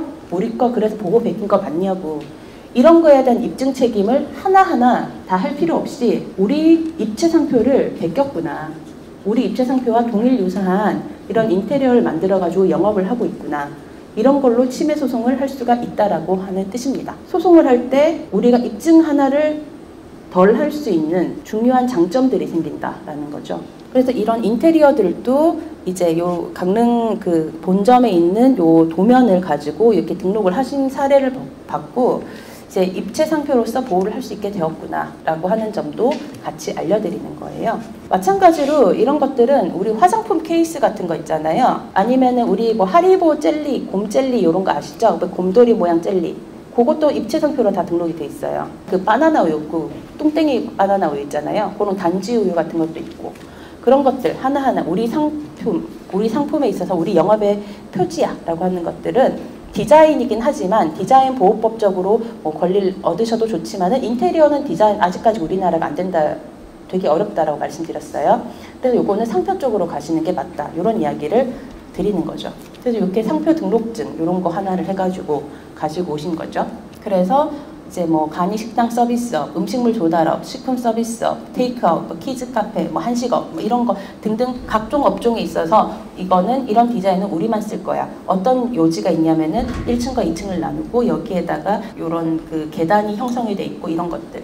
근데 이게 인테리어가 하나하나씩 이렇게 올라가다 보면은 사실상 인테리어를 할 때 공통적으로 나올 수밖에 없는 부분들도 있을 거예요.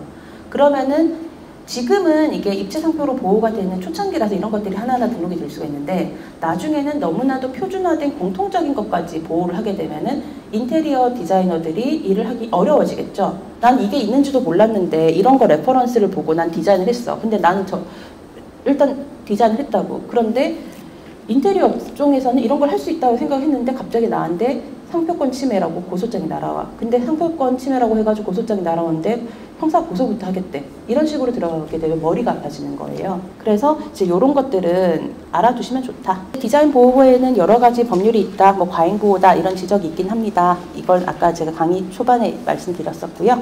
어쨌든 무권리 상태라고 하면은 내가 만약에 무권리자가 된다면은 다른 사람들에게는 퍼블릭 도메인, 공공 영역에서 누구든지 쓸 수 있는 디자인이 되는 거예요. 그런 부분들도 차이점은 아시는 게 좋다. 이게 참 역설적인 거예요. 내가 보호를 받을 수 없으면 다른 사람들은 자유롭게 이용할 수가 있는 것이 되고 내가 보호를 받을 수 있게 되면은 다른 사람들은 자유롭게 쓸 수 없게 되는 거. 그 시속 게임 같은 게 있다. 그렇게 말씀드리는 거고요. 이게 아마 여러분들이 오늘 궁금해서 오셨을 것 같아요. 그래서 너무 늦게 이야기를 하는 게 아닐까라는 그런 생각도 들긴 합니다만은 어쨌든 이 전체적인 맥락을 말씀드려야 새로운 것에 대해서도 이야기를 할 수가 있기 때문에 제가 이제 이 부분을 다루는 거예요. 그래서 저는 오늘 디지털 산업 경제가 지금 시작이 이미 되었고 기술 분야하고 디자인 분야에 있어서는 이게 뭐 20년 전, 10년 전 뭐 이런 식으로 해가지고 쭉 계속 되어 왔었던 것 같아요. 그러니까 한 12년 전, 그러니까 넓게 보면 한 15년 전 제가 이제 학교에서 이제 디자인과를 다닐 때 산학 프로그램이나 대학원에서 이제 석사생들이 하는 거 보면 그때 인공지능 디자인, 뭐 자율주행 자동차 디자인, 뭐 이런 것들, 그 다음에 뭐 이제 뭐 홀로그램으로 해서 뭐 스마트폰과 뭐 자동차가 연결되어서 하는 뭐 그런 디자인 이런 것들을 저도 산학을 몇 번 해봤었어요. 저는 현대자동차하고 그 삼성전자 그쪽 이제 산학에 참여를 했었던 경험이 있는데 법조계에 오니까 지금 그 이야기를 하고 있더라고요. 15년, 10년이 지났는데 법조계의 시계는 여러분들의 시계보다 한 10년 정도 늦다라고 생각을 해주시면 돼요. 그래서 여러분들은 법조계보다는 한 10년 정도 빠르게 일을 하고 계시는 거고 저는 전통적인 이야기를 계속 할 수밖에 없는 부분이 있지만 이제서야 법조계에 있어서도 변곡점이 온 건 맞아요. 그래서 이걸 말씀드리는데 제가 가상상품 인공지능 메디컬 아트라고 하는 걸 이제 말씀을 드리기 위해서 왜 이 주제를 가지고 왔냐. 가상상품은 버추얼 굿즈라고 하는 거는 디자인이 적용이 되는 대상이 유체물 중심에서 무체물로 바뀌고 있기 때문에 대상에 관한 이야기를 하기 위해서 가지고 온 거고요.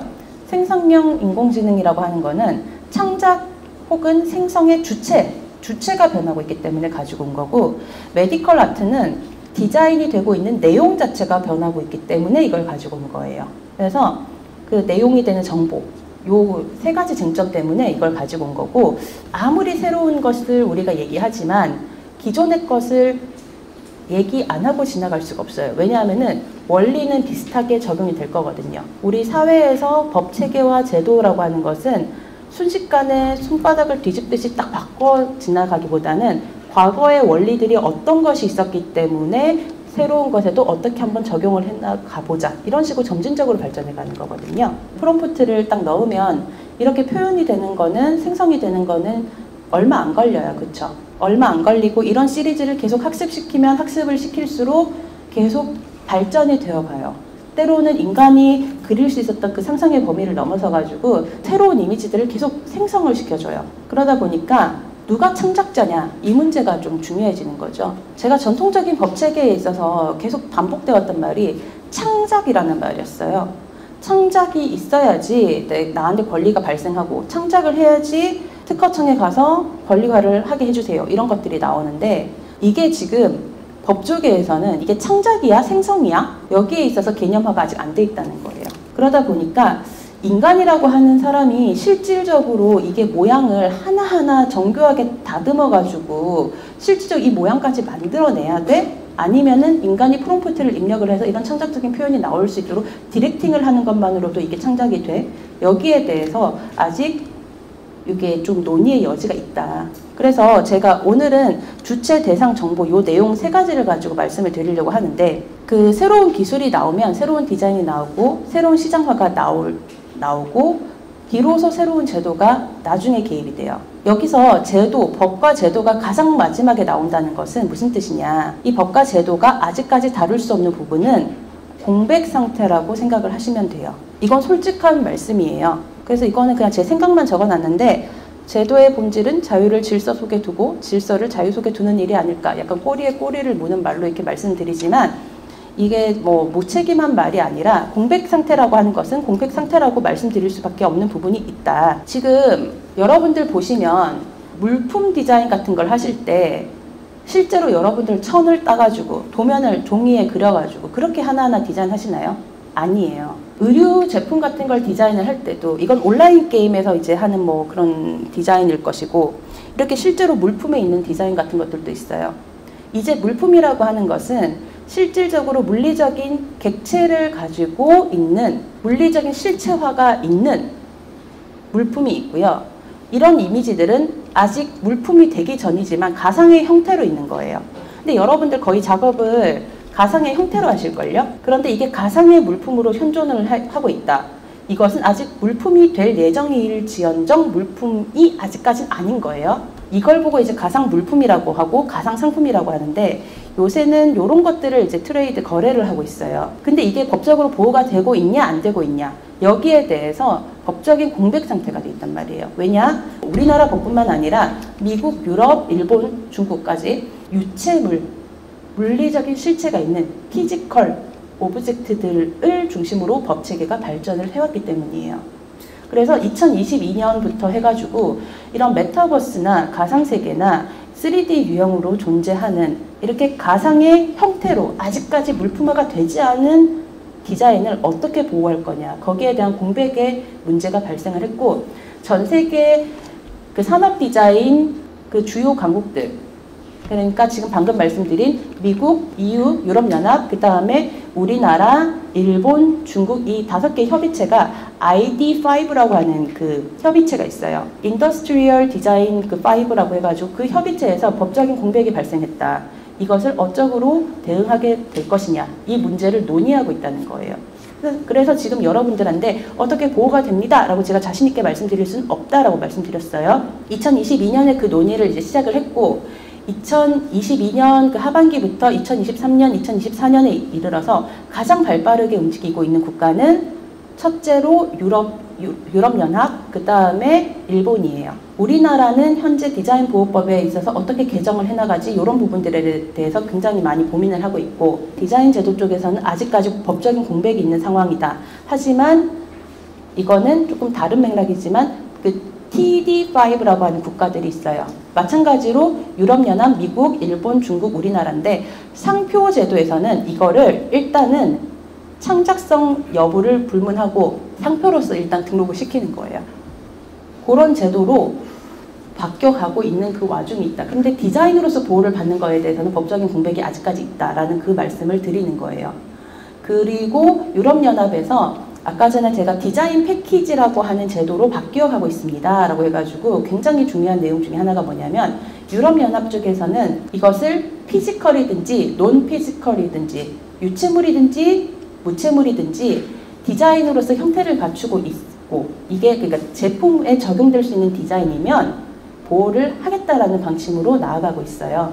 그런데 우리나라는 물품에 적용이 되는 디자인을 보호를 하는데 그 물품을 아직까지 유체동산이라고 하는 것은 형체가 있는 움직이는 물건 여기에만 적용이 되는 거라고 생각을 해서 보호가 아직까지 안 돼요. 그럼 이걸 저작권으로 보호를 할 수가 있냐? 힘들어요. 아직까지는 이런 것들이 있으면 상표로서 보호를 할 수가 있느냐? 이런 부분에 대해서 문제 제기를 할 수가 있는데 이게 우리 일상적인 물품이랑 이게 비슷한 것들이 있으면은 그 가상상품으로서 가상상품에 대한 상표로서 보호를 할 수 있느냐? 여기에 대해서도 세모라고 말씀드릴게요. 왜냐하면 2022년 7월 달에 가상상품에 대해서도 상표로서 등록을 할 수 있게 해줬는데 실질적으로 그게 지금까지 얼마나 등록이 되어 있는지 얼마나 이게 보호가 될 수가 있는지 거기에 대해서는 아직까지 좀 미지수예요. 그러다 보니까 법적인 공백이 발생한 건 맞다. 근데 이게 뭐 무력하게 말씀드리는 게 아니라 제도적으로 대대적인 개편을 앞두기 위해서 거시적인 패러다임의 변화가 예정된 거는 있다. 이 정도까지만 동향을 말씀드릴게요. 그럼 이렇게 말씀드린다면 뭐냐? 법적으로 아직 보호 공백이 있다. 법적으로 보호하기가 어렵다는 뜻이에요. 보호하기가 어렵다는 뜻이기 때문에 이런 가상물품들에 대해서는 고유 식별번호라고 하는 것들을 붙여가지고 거래를 제한을 시키거나 아니면은 고유 번호들을 붙여가지고 그것들이 거래가 될 때 누구누구에게 거래가 되었으니 이게 지식재산권을 보호가 될 수 있는지 아닌지 모르겠지만 일단 거래가 되었으니 거기에 우리가 얼마씩 라이선스료를 받겠다 아니면 돈을 받겠다 로열티를 받겠다 아니면 판매 대금을 받겠다 이런 식으로 거래가 되는 거죠. 그게 뭐예요? 여러분들이 제페토에 가면은 가상상품에 대한 뭐 거래 같은 거 했을 때 우리가 NFT 같은 것들을 붙인다거나 하잖아요. 그런 것들을 통해서 거래가 된 내역마다 거래가 1회, 2회가 될 때마다 거기당 어떻게 돈을 받는다 이런 개념. 그거는 근데 사실상 지식재산권으로 보호를 받는다기보다는 상거래, 계약, 약관 이런 걸로 돈을 버는 거예요. 그래서 그 디자인 자체를 보호받을 수 있냐 없냐 이 문제에 대해서는 세모, 지금 상태는 세모에 가까운 공백 이렇게 이해를 하시면 된다는 거예요. 제가 이게 조금 어려운 말일 수도 있지만 지식재산권으로 보호를 받는 거랑 계약으로 보호를 받는 거랑 좀 다르다는 거예요. 지식재산권으로 보호를 받는다는 거는 이런 형태를 하나하나 권리화를 하기에는 아직까지 힘든 상황이다. 하지만 여기에 대해서 고유 번호를 붙여서 고유 식별번호를 붙여서 거래당 돈을 벌 수는 있다라는 거죠. 그래서 이 부분을 정리하면 전통적인 디자인의 적용 대상은 물리적인 실체가 있는 유체물로 보호를 해왔다. 그러나 이제는 디지털, 논 피지컬, 인탄지블, 그 다음에 컴퓨터 제너레이티드 일렉트로닉 이미지라고 해가지고 컴퓨터가 생성하는 전자 이미지로서 보호를 하는 것이기 때문에 이 무체물에 대해서는 보호 공백이 있는 상황이다. 이렇게 이해를 하시면 되고 그래서 아직까지는 권리화를 하기가 힘든 부분이 있다라는 거예요. 그래서 여러분들 중에서 만약에 내가 제페토에서 그 아이템을 판매하는 크리에이터다라고 하면은 크리에이터로서 커뮤니티 약관이나 폴리시 정책이나 혹은 그 안에 들어가 있는 커뮤니티 정책에 따라서 보호를 받을 수는 있을지언정 권리화까지는 어렵다라는 그 부분 이해를 해주시면 좋아요. 그래서 지금은 디자인 보호제도의 대변력기다. 유럽연합의 디자인 패키지라고 하는 게 있고 일본에서는 부정경쟁방지법 개정을 해가지고 보호를 하는 추세가 있는데 아직까지 우리나라는 이 두 가지에 따라서 해당되는 게 없어요. 우리나라는 아직까지 대대적인 개혁은 아직 안 하고 있어요. 그러다 보니까 우리나라는 글쎄 지금은 기다려 봐야 돼요. 공백이에요. 그러다 보니까 권리화를 하기 힘들다는 말은 무슨 뜻이에요? 퍼블릭 도메인에 있는 것들이 많다는 뜻이에요. 퍼블릭 도메인에 있다는 것은 자유 이용이 가능한 것들도 있다는 거죠. 하지만 그것들이 무조건 자유 이용이 가능하냐? 그것은 여러분들이 이용하는 웹사이트나 아니 뭐 플랫폼 사이트들의 폴리시 정책들을 확인하셔야 되는 내용들이 있다는 거예요. 거기에 따라서 제재는 받으실 수는 있다라는 거예요. 그리고 저는 오늘 강의 자료에서 여러 가지 이미지들을 사용을 했어요. 이건 챗 GPT의 그 달리를 사용해가지고 한 건데, 제가 이것들을 여러분들한테 강의 자료로 만들고, 그 다음에 여러분들한테 선보이고, 그 다음에 저도 이렇게 이용을 할 수 있는 것은 약관, 정책, 이거를 확인을 했기 때문이에요. 여러분들 중에서 자신이 이용하고 있는 이미지 웹사이트에 있어서 이 약관이라고 하는 것을 분석하는 거는 꽤나 재밌는 작업이에요. 내가 뭘 얼마나 이용할 수가 있고 내가 뭘 어떤 행동을 하면 안 되는지에 대해서 알려주는 문서거든요. 인공지능 이미지 같은 것들을 얘기할 때 저는 이제 이것을 약관을 얘기하기 전에 앞서서 요 이야기부터 같이 들어가야 돼요. 생성형 인공지능과 디자인 권리 보호, 이 주제를 할 때 이건 이제 우리 학생들한테 하는 얘기인데, 생성형 인공지능에 대해서는 보호를 할 수가 있냐 없냐 이건 학생들한테 얘기를 해주는 거긴 한데, 호흡을 길게 할 때 쓰는 강의 자료긴 해요. 생성형 인공지능의 그 저작물성 인정 여부와 저작권 귀속 문제, 지금까지는 제가 산업 디자인을 얘기하긴 했지만은 크게 4가지 사분면이 나와요. 생성형 인공지능을 이용했다라고 하더라도 첫 번째, 내가 실질적으로 인간이 창작을 했다. 두 번째, 인간이 인공지능을 도구로서 이용했다. 세 번째, 인간이 지시를 내리기만 했을 뿐 인공지능이 다 했다. 그 다음에 인간하고는 전혀 관계없이 인공지능이 알아서 막 생성하더라. 이 영역이에요. 여기서 보라색 영역으로 표시된 거는 여기는 미지의 영역이에요. 아직까지 우리가 탐색하기가 어려운 영역이에요. 여러분들도 탐색하기가 어려우면 법조계에서는 더 탐색하기가 어려워요. 속도상. 그런데 여기서 중요한 거는 인간이 인공지능을 도구로 사용했냐 안 했냐, 나는 지시만 했을 뿐 프롬프트만 넣었을 뿐 인공지능이 했냐 안 했냐, 이걸 2가지를 판단하는 게 굉장히 어려워요. 이거 2가지가 판단하기 어려운데, 일단은 크게는 이래요. 인간이 창작적인 지시를 했고 창작적인 기여가 인정돼. 인공지능이 하긴 했지만 그러면은 그 사람의 창작물이 돼요. 저작권이 발생할 수가 있죠. 근데 인간이 창작적으로 기여한 게 없어요. 그냥 지시만 했대요.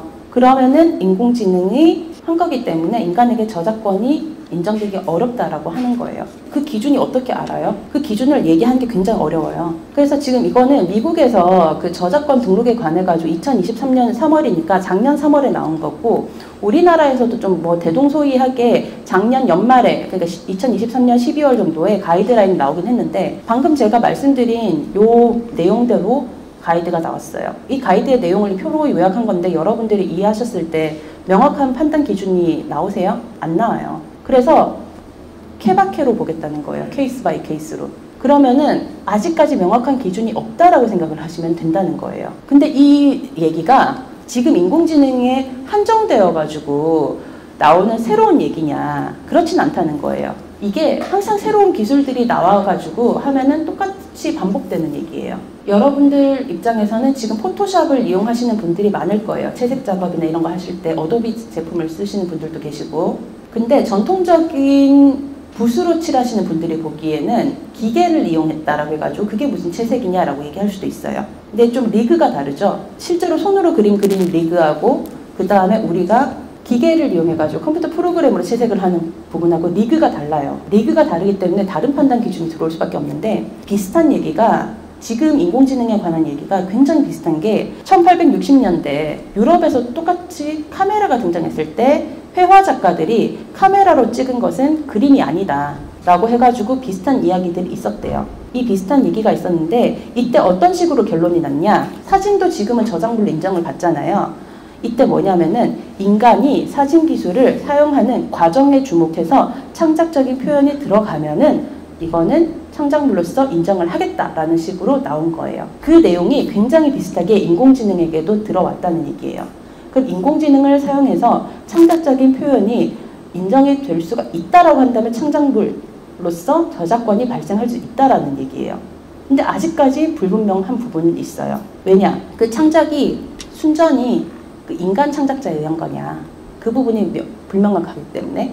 그래서 이 부분은 마찬가지로 공백이다 라고 말씀드릴 수밖에 없는 거예요. 이런 부분 뭐 해외에서는 이런 식으로 파업도 하시긴 하시죠. 이건 뭐 미국에서 시나리오 작가 연합회, 배우 연합회 이런 식으로 해가지고 요새 뭐 버추얼 아이돌 이런 사람들이 나오면서 음성, 연기 톤, 뭐 이제 목소리 할 때 뭐 연기 톤 아니면은 얼굴 페이스 이런 것들이 인공지능으로 다 학습을 시켜가지고 뭔가 나오고 있잖아요.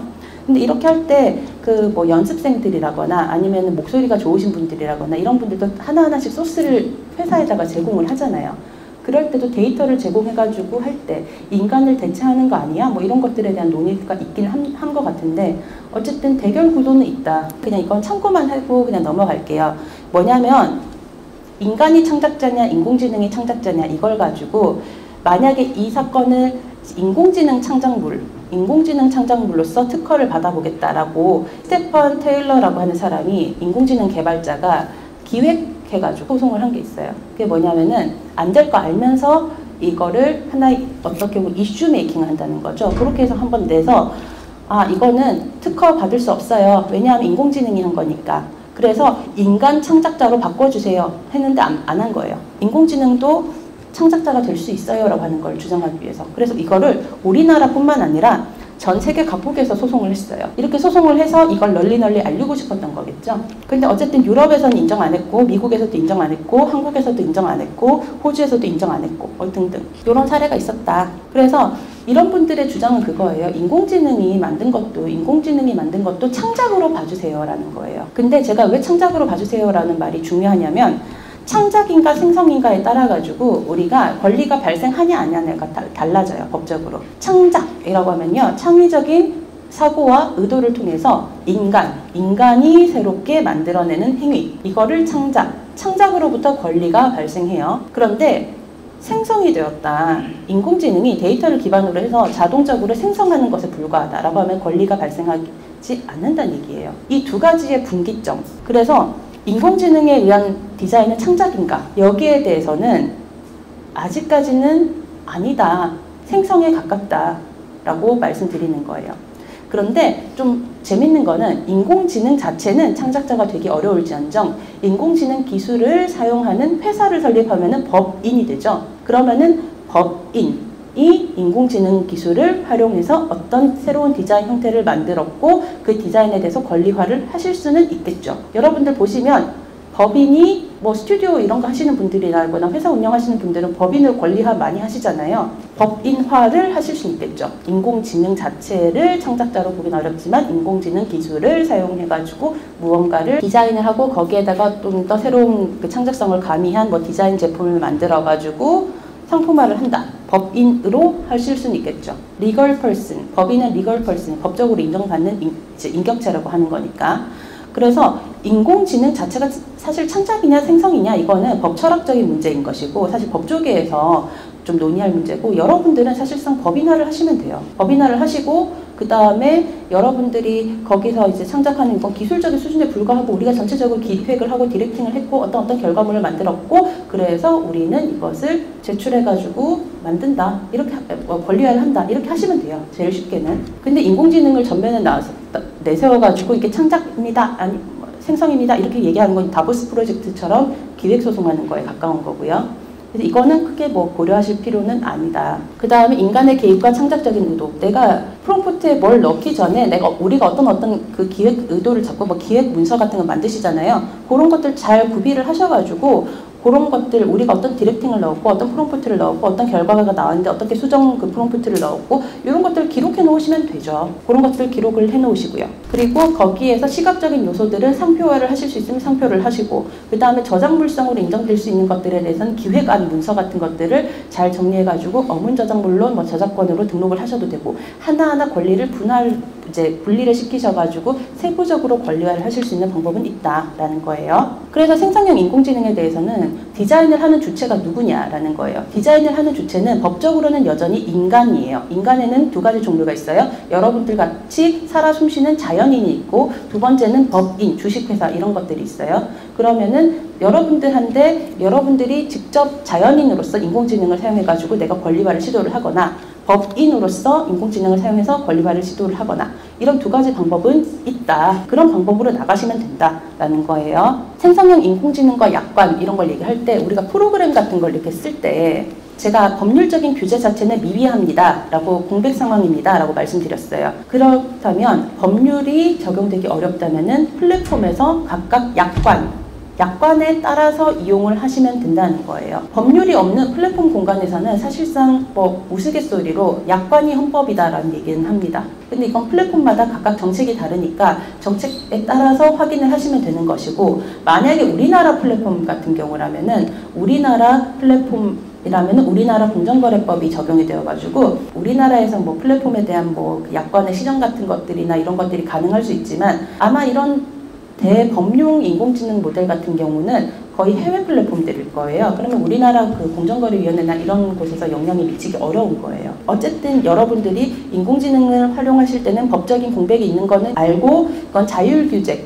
약관에 의한 자율규제에 영향을 받는구나. 이때 자율의 주체는 누구냐? 플랫폼이라는 뜻이에요. 약관을 확인을 하셔야 되는 상황입니다 라는 거죠. 그래서 우리가 어떤 생성형 인공지능 모델을 사용해서 어떤 디자인을 만들 때 그 디자인이 권리화가 될 수가 있느냐 아니냐는 우리가 뭐 인격으로서, 자연인으로서 혹은 법인으로서 진행하는 방향도 있지만은 플랫폼 정책에 위반이 되느냐 안 되느냐, 이것도 확인을 하셔야 된다는 거예요. 이제 마지막으로 메디컬 아트 분야를 이제 좀 얘기를 할 건데요. 요거는 이제 제가 그 의사 선생님들 앞에서도 이제 얘기를 했었던 건데, 요새 의사 선생님들 중에서도 그 디지털 데이터화를 하는 거에 대해서 많이 관심을 갖고 계신 분들이 많으시더라고요. 저는 이제 요 메디컬 아트를 왜 가지고 왔냐면은 뭐 분야가 특이하기도 하지만 우리가 디자인을 하는 것은 이제 비단 이런 제품이라거나 혹은 뭐 의류라거나 패션이라거나 이런 것뿐만 아니라 굉장히 실용적이거나 전문적인 정보가 필요한 것들, 데이터가 필요한 것들도 디자인의 대상이 될 수가 있기 때문에 말씀을 드리는 거예요. 그래서 이런 메디컬 아트가 도대체 뭐냐, 저도 이제 강의를 준비하면서 의사 선생님들한테 강의 자료를 보면서 저도 배우게 됐는데요. 요새는 이제 이런 거, 메디컬 아트를 할 때 인체 이런 것들을 예전에는 해부학 교과서 같은 걸로 공부를 했다면 지금 이제 인터랙티브한 이런 매체를 가지고 공부를 하시더라고요. 그리고 의대생들이 실습을 하려면 시신이 필요한데 그게 아니라 이런 식으로 시각화가 된 그래픽적인 것을 반영을 해서 교과서에 넣어줄 수가 있는 그런 것들을 연구하시더라고요. 그래서 의대에서도 이런 것들을 좀 요구하시는 것 같더라. 그래서 이런 것들을 제가 어떻게 권리화를 해서 이거 시각화를 해서 어떻게 할까요? 이런 것들에 대해서 이제 강의를 한 적이 있는데, 이런 거 만약에 심장병 수술을 한다라고 했을 때 심장병마다 각각의 증상이 있을 거 아니에요. 근데 그 증상이라고 하는 거는 누군가의 증상이었을 거 아니에요? 그럼 그 누군가의 개인정보, 의료정보가 반영된다는 거죠. 특이한 케이스일수록 더 그럴 거예요. 그러다 보니까 그런 사람들로부터 어떻게 데이터를 받는 거지? 그럼 그 데이터를 받아서 그 데이터에서 유의미한 부분들을 시각화를 해야 되는데 그 부분까지 어떻게 이어갈 수가 있지? 라는 거예요. 그래서 이런 것들은 이제 우리가 뭐 이제 그냥 시각적으로 모델링만 해주면 되지 이런 게 아니라 의학적으로 정확한 정보가 들어왔는지, 두 번째로 우리가 디지털 기술을 활용을 하는데 우리가 어쨌든 디지털 기술을 활용할 때 되게 인터랙티브하게 진짜 신체를 보이는 것처럼, 그러면서도 우리가 실제로 신체를 봤을 때 시각적으로 혈관 같은 것들이나 이런 것들을 명확하게 표현할 수 있는 그런 방법이 있는지, 그 다음에 윤리적으로 개인정보, 윤리적인 문제도 알 수가 있는지. 근데 개인정보와 관련한 문제는 윤리적인 문제뿐만 아니라 법적인 문제까지 같이 있는 거니까. 그리고 프라이버시를 존중할 수 있는지. 그런 다음에 실제로 이걸 사용하는 사람들은 의사들도 이런 것들을 보실 거고, 그 다음에 의대생들도 보실 거고, 그 다음에 내 증상이 어떤 것인지에 대해서 확인을 받고 싶어하는 환자들 같은 사람들도 있을 거라는 거예요. 그 사람들에게 각각의 다른 경험을 제공할 수가 있느냐라는 그런 것들에 대해서 고려할 필요가 있는 거겠구나, 이런 것들이더라고요. 그래서 여기에서는 중요한 게 뭐냐면은 디자인할 수 있는 것에 있어서 내용에 있어서 상당히 제약이 많이 걸려요. 메디컬 아트 분야는. 그러다 보니까 의료 데이터 같은 것들은 함부로 제공을 받을 수가 없는 부분들이 있고, 이것은 개인정보보호법이나 혹은 의료법과 관련한 내용들에 대해서 제한을 받는 여러 가지 정보들이 있다. 그런데 이런 것들을 이제 만드시는 분들, 이런 것들을 만드시는 그 메디컬 아티스트 이런 분들도 계시더라고요. 그런 분들이 어떻게 정보를 취득을 합니까? 이 과정부터 고민을 하시는 거예요. 그래서 이런 것들에 대해서는 이제 개인정보 보호 규정, 그 다음에 의료 데이터의 민감성이 있으니까 건강기록이나 진단정보 같은 것들을 분석하는 그런 작업부터 들어가야 되는 쟁점들도 있었던 거죠. 이런 것들은 전통적인 시각적인 디자인을 하시는 분들이 접근해왔던 방식이랑은 좀 달라요. 데이터 보호와 관련된 이제 그런 것들에서부터 출발을 해야 되는 것이고, 또한 이런 것들을 만들었을 때 데이터 보안과 같은 것들도 굉장히 중요하죠. 이런 것들은 하나하나 규제를 받는 사안들이에요. 그런 내용들도 있더라. 그래서 이런 것들을 할 때 데이터에 대해서 우리가 이런 것들을 만들었을 때 환자 A의 심장에 대한 정보를 가지고 와가지고 우리가 어떤 심장에 대한 데이터 시각화를 하게 되었고, 그것을 교과 과정에 반영되는 아이패드용 앱에다가 깔리는 이미지로 만들었다 라고 했을 때, 지금 제가 말씀드린 과정마다 하나하나씩 법적으로 쟁점이 되는 것들이 다 달라져요. 처음에는 법적으로 동의를 받아야 되는 거니까 이거는 법적으로 동의를 받을 때 개인정보와 데이터 보호에 관련해 가지고 어떤 절차를 거쳐야 되는가, 그리고 이걸 시각화를 시켰을 때 허락이 된 범위와 허락이 되지 않은 범위를 어떻게 분할해서 시각화를 할 것인가, 그 다음에 이것을 우리가 배포를 한다라고 했을 때 이 창작된 이미지에 대한 권리는 누구에게 있는가, 그 문제죠. 그리고 촬영당한 사람, 이 환자에게 권리가 남아있게 할 거냐, 아니면 이 권리를 끊고 우리가 라이선스권을 전부 다 가지게 될 것이냐, 이런 문제들도 다 달라진다는 거예요. 여기에서부터는 이제 고급 계약의 영역과 규제가 적용되는 법을 어떻게 준수를 할 것이냐, 이 문제로 넘어가는 부분들이 있다라는 그 얘기를 드리는 거예요. 그래서 이거는 일단 이 부분은 조금 어려운 얘기긴 했지만은, 메디컬 아트와 같이 이런 특수 분야의 디자인 같은 경우는 일반적인 우리가 산업재산권이나 지식재산권 부정경쟁방지법에 의한 보호와는 다른 방향으로 생각을 해나가야 되는 부분이 있다, 이런 정도로 말씀을 드리는 거예요. 그래서 오늘은 제가 강의를 조금 두서가 없을 수도 있을 것이고, 여러분들 입장에서는 법률적인 얘기다 보니까 좀 어려울 수도 있어요. 저는 사실 많이 걱정했었거든요. 이게 내용을 내가 어느 정도 수준으로 정리를 할까, 이런 것들 참 고민 많이 했었는데, 그래서 이제 마무리를 이제 슬슬 하려고 하는데, 이제 그래도 혹시나 질문 같은 게 있으실 수가 있을 것 같아서 한 3분 정도만 이렇게 한번, 없으시면은 이렇게 끊고 할 거예요. 네.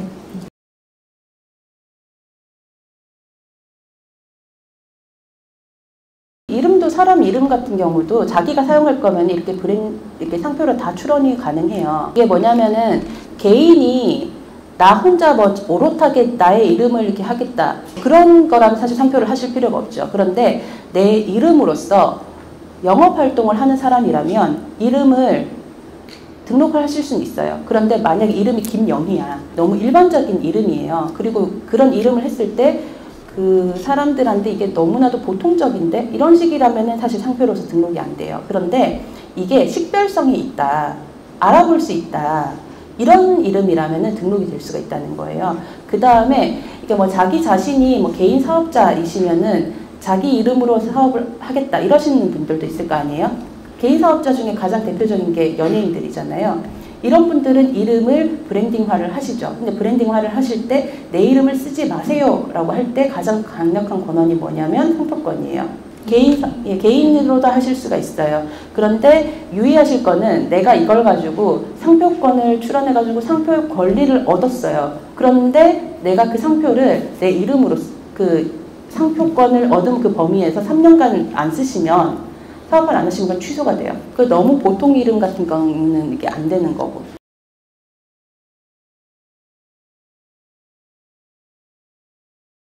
그거는 사실은 바나나 우유 같은 경우는 사실은 원칙적으로는 디자인 보호법에 따라서 디자인으로서 보호를 받아야 돼요.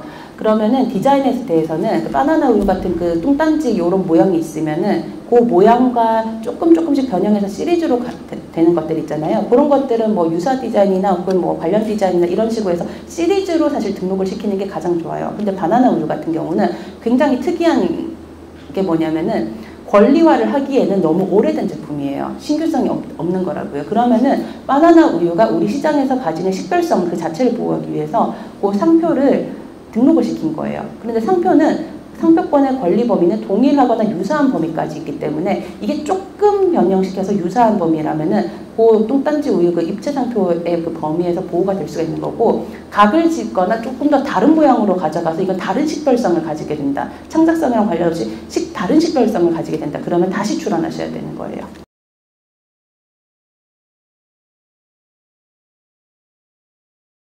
그게 법에서 적용 시점이라고 하는 거를 본 법은 언제부터 적용이 된다, 이런 게 있을 거예요. 그럼 대체적으로 법이 있기 전까지는 이게 우리가 사실 공백 상태였잖아요. 근데 공백 상태에서 각종 여러 가지 생성물이든지 창작물이든지 이 경계선에 있는 것들이 많이 만들어졌는데 갑자기 딱 법이 만들어져서 과거의 것까지 영향을 미친다라고 하면은 난리가 날 수도 있겠죠. 그래서 하나의 법이 만들어지면은 대체적으로 과거로 소급하지 않는 성격이 좀 있어요. 그래서 이 법이 제정된 이후부터 보호가 된다라는 식으로 정리가 될 수가 있고, 그 이전까지 있었던 거는 약간 공백 상태에서 있었던 거는 그 상태를, 공백 상태를 신뢰하고 여러 가지 창작물들이 만들어진 거니까 거기에까지 영향을 미치기는 어렵지 않을까라는 그냥 지금의 이제 생각이죠.